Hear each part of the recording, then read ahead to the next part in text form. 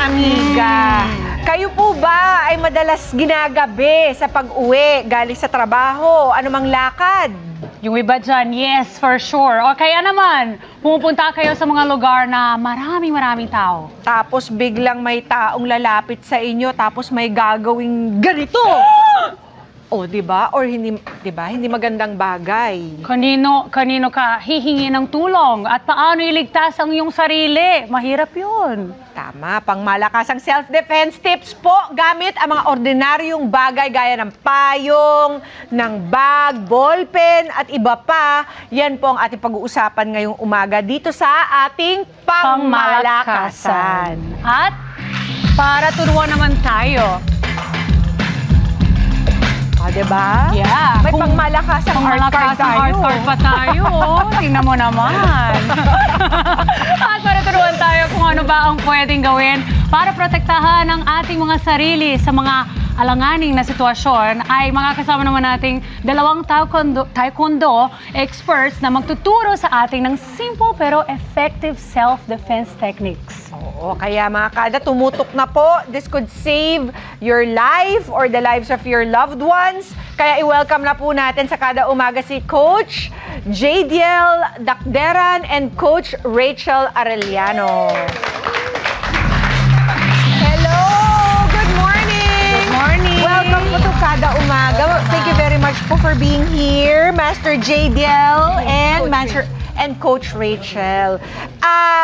Unang-una, bakit po kailangan nating aralin itong mga self-defense techniques na ito? Siyempre po, alam naman natin sa atin, hindi tayo sigurado kung anong meron sa paligid natin. It's very important to be safe than sorry. It's better to be safe than sorry. Tama. After. So, it's very important to have a basic self-defense. Kahit konting knowledge lang, how to punch, how to block the bad guys when they attack us. Yun lang naman po. Kaya dapat matutunan natin yung mga basic knowledge for self-defense. Ano naman ang mga sitwasyon or mga lugar na pwedeng malagay sa alanganin ng ating mga kada, lalo yung mga babae? Kasi sometimes po we're not aware when nagsa-cellphone tayo or naka-earphones. May times naman di natin alam, baka kumukonte na yung mga people or wala na tayo sa crowded place. And then, yun medyo yung high possibility, doon na yung mangyari yung mga crimes na yun. Yes, that's true. Ano-ano po ba yung mga signs or mga parang mga indications na meron na palang may masamang intensyon ang mga tao sa kapaligiran natin para sa atin? Minsan po yung eye contact, if you feel uncomfortable sa eye contact na nangyari, and sometimes kapag merong isang tao na hindi naman dapat nandun sa place na yon, we need to be alert sa bagay na yon kasi hindi natin pwedeng baliwalain yung simpleng sign kasi it's our safety din po. So kung meron na tayong masamang kutob, correct. Usually it's correct and we should brace ourselves or we should get ourselves ready. Yes, ma'am. Oo. Pero ano kaya dapat ang reaction na gagawin natin kapag may lumapit sa atin na hindi natin kilala, ganyan, para hindi naman tayo tamang hinala, kala lang natin na may something pero hindi pala. So dapat talaga alerto tayo. Alerto lang gawin. Yes. Oo. Ayun po, kapag naman ganon, hindi naman dapat agad tayo react na. Bigla na lang natin susuntukin. Hindi naman po siguro. Huwag ko tingnan. Siguro mas better kung maghanap po tayo ng place na crowded para hindi rin po tayo mag-isa dun sa lugar na yon. But, of course, kapag nandiyan na yung attack na nangyari, that's the time na papasok si self-defense. And the purpose of self-defense is to protect ourselves. That's the first one to do. Protect yourself, and then after that, you can get help or seek help to someone. Hindi naman po natin hangad manakit. Gusto lang natin protektahan lamang ang ating sarili. Correct. So hindi tayo maghahamon. Joke lang yung gino'n na masada. Wag ganyan. At saka minsan hindi talaga maiwasan. Siyempre, we all know that we should be in a place with a lot of people. Correct. Kasi nakakadagdag ng safety yun para sa atin. Pero marami tayong kada kasi na ginagabi ng uwi. At wala naman silang sariling sasakyan. Nagko-commute lang sila. So wala silang choice kung hindi pagkatapos sila bumaba ng sasakyan, maglalakad sila mag-isa, pauwi. kung kailan medyo madilim na at medyo late na ang gabi or ang araw. So, kung walang pulis na malapit sa inyo, ano po ang dapat nating gawin? Ano ang pwede nating gawin? Ayun nga po, kagaya ng sinabi ko kanina, kailangan talaga pumunta tayo sa crowded places. Kung wala po. Parang halimbawa, pauwi ka ng bahay, gabi na. tapos walang tao. 10:30 na ng gabi, alas 11 na ng gabi. Ano pong pwede nating gawin? Siguro doon na po papasok yung kailangan magkaroon tayo ng basic self-defense, yung knowledge about sa basic self-defense. And that's the time we can apply it. Kasi no one can protect us anymore, kundi yung sarili lang natin. Tama. At hindi kailangan ng ano nito ng halimbawa ng mastery ni Master JDL or ni Coach. Anybody can do this. Yes. Oo, kahit hindi sila fit, kahit hindi sila matangkad. Yes po. Kaya. Kahit bata po siguro. Kahit hindi sila Actually, meron kami mamayang ipapakita po about sa mga bata na pwedeng maging self-defense nila. Nice. Okay. Alright. Simulan na natin. Simulan na natin. Simulan natin, amiga. Let's go! Okay. So, anong dapat natin gawin? Meron po kami dito, papasok po ang aming mga model for model for the Okay. scenarios of that one. Ayan na. Ayan, akala ko tayo yung babalabagin eh. So, kasama natin si Rosel, si Rika, at si Zafra, at si Ray. Ayan. Okay, sige po. Should I stay far from them or carry lang? Okay po, dito carry lang. muna. Carry lang po. Ano po ang una nating gagamiting item at ano po ang sitwasyon, Master JDL? For the first item po siguro natin, we're going to have yung water bottle and bag po siguro. Water bottle and bag. Okay. Water Oh, ayan. bottle. These are usual objects na dala-dala naman natin Yes sa po, araw-araw. Very basic lang. For example, may mag-a-attack sa kanya sa likod, hahawakan bigla yung hands. Kasi basically, gusto siyang hatakin. Okay. Hahatakin siya. And then, kailangan niya lang makawala by twisting the hand and twist.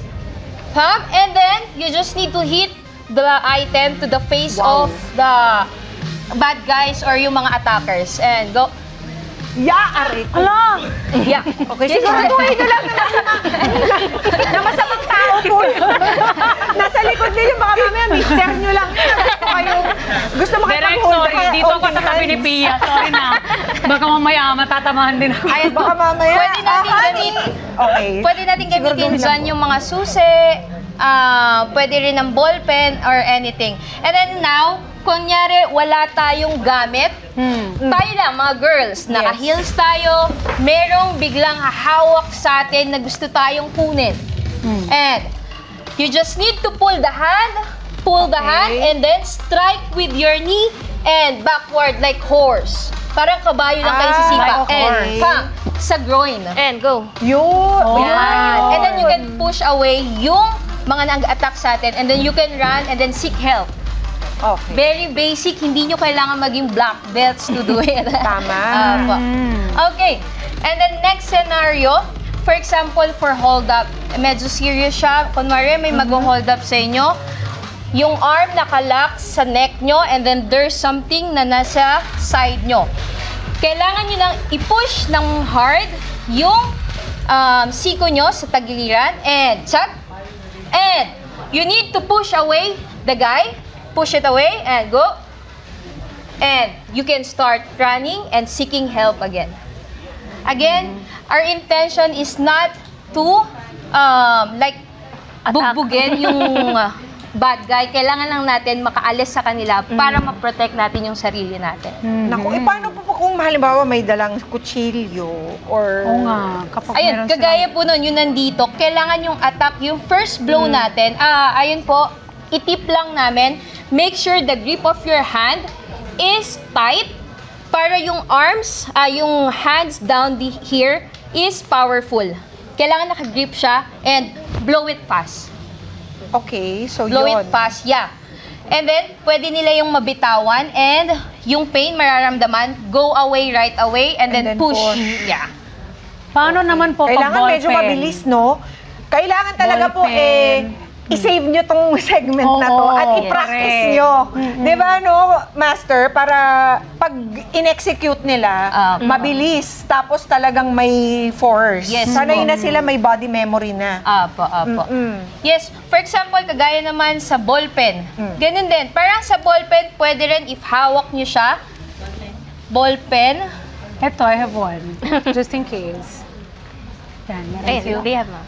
Okay, same thing sa kagaya kaganina, hawak sa shoulder. Hawak sa shoulder. And just push away the hand. Push it away. Palm. And then i-strike natin yung ballpen natin sa neck or sa side ng guys. Wow. Yeah. Pero kailangan nakalabas yung Yes ano. po, yung kailangan point nakalabas end. yung... Yes, ma'am. Oo. So, alam nyo na. What about yung- Tanggalin nyo na yung ano, yung takip. Correct. Nagtatanong din ng mga kada natin about the payong. For the payong, same thing po kanina, pwede yung sa hold and then just strike it sa mukha nung guys na Sige nga, mag-a-attack sa- patingin. Medyo mahaba-haba Kasi yan yung mga payong. daily objects na lagi natin Yes po. dinadala, diba? Pwede rin yung folded one. Yes po. And Yung hawak sa retractable. kamay, may humawak po sa kamay nyo. Tandaan lang po natin, every time na may hahawak sa atin, lagi po tayong kakawala sa thumb part. Kasi mas powerful po yung 4 na daliri nila. So, mas mabilis tayong makakaalis if the target is going thumb. Mas mabilis po tayong makaka-let go sa kanila. And, go. Yes. So, you try to get away dun sa direction ng thumb Ng nung thumb. assailant. Yes po. Oo, kasi mas mabilis siyang bumigay. Yes po. Compare sa part na 4 fingers tayo magle-let go. Mas may force po silang hawak doon. Ang galing, no? Kahit susi pwedeng gamitin. Yung susi, ganun din. Yung po, Parang sa ballpen lang po. Galing. Okay. Or everyday items nga, pwede makakasave sa atin Yes. kung Yes marunong po. tayo gumamit. Yes po. And ayun po, pag gusto nyo po mag-practice sa bahay nyo ng mga hands lang, pwede kayo gumamit ng unan, practicein nyo lang po yung hands nyo na i-strike yung unan nyo doon ng hard. Pwede rin po sikuhin nyo kung ano mo yung nasa likuran nyo. Try nyo po sikuhin. And then yun, magagamit nyo po siya as self-defense. Wow. Malinaw ba, mga kada? Kayang-kaya. Gagamitin ba yan ni Mami Emmy? Mami Emmy, pwede palang lethal weapon yung bag mong yan eh. Oo, Mami. Diba? Pati tayo. Whoosh! Ganon. Lalo na pag maraming hardware yung bag. Masarap yun ihampas. Masakit sa mukha yun. Kahit yung keychain, di ba? Kaya, pero of course, the first defense is always to keep yourself safe and put yourself in a situation na talagang hindi na to kakailanganin. Correct. Gaya na sinabi ni Master JDL, sana mataong lugar lagi ang ating piliin. At any other last words po? Ayun lang guys, thank you and hope na nagkaroon kayo ng knowledge, little bit knowledge for the Taekwondo self-defense. Okay. Ay, gusto daw, anybody want to try it out? Gusto niyo po bang Janica, maybe? Sino bang ano dito? Sino ba? Busy-busy ang schedule at laging umuwi ng... Yung mga naka-blazers. Oo nga. At laging umuwi ng late. Yung mga office rules. Minsan ba mag-isa ba kayo pag-uwi? Ayan, perfect. Halika, Janica. Para matuto po kayo. Patry natin kay Janica. Dito tayo, ma'am. First lang, ma'am. Sige, talikod tayo. For example, naglalakad po si ma'am pauwi. And then may humawak sa kanya. Okay? Humawak sa kanya. Just need to turn it around and go, pam, and then, yes! Grabe! Galing! Ang galing ni Janica. Tama, ma'am. Ang bilis naman natuto ni Janica. Ang galing mo. Oo. Fast learner talaga. Oo. Any other tips, Master JDL? Basta kailangan siguro forceful yung pagka-execute yes po, natin, yes. ano? Para naman, kasi pag ginawa natin to, for sure, gagalitin natin yung assailant natin. So, might as well make it good. Yes. Correct. Yung And run. Oo, yun talagang mai-incapacitate for even just a few seconds para Correct. meron tayong head start sa ating pagtakbo at pag-flee. Yes. Kaya, saan po ba kayo mahanap? Baka meron pang mga karagdagang katanungan ng ating mga kada.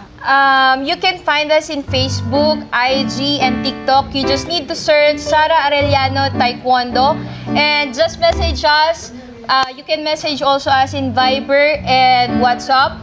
Nandito lang po kami para paglingkuran at tulungan kayo kung meron man na nagtatangkang sa inyo po. Nandito lang kami palagi. Thank you po. Galing. Maraming salamat, Master JDL, Coach Rachel. Thank you po. At the rest of our ladies here from Arellano Taekwondo Center. Maraming salamat po for the demonstration this morning. Mga Kanet 25, this is Pia Guanyamago. For more Kada Umaga updates, please click the subscribe button and follow us on Net25 social media pages at Net25 TV and at Net25 Entertainment Facebook page. See you guys. Bye!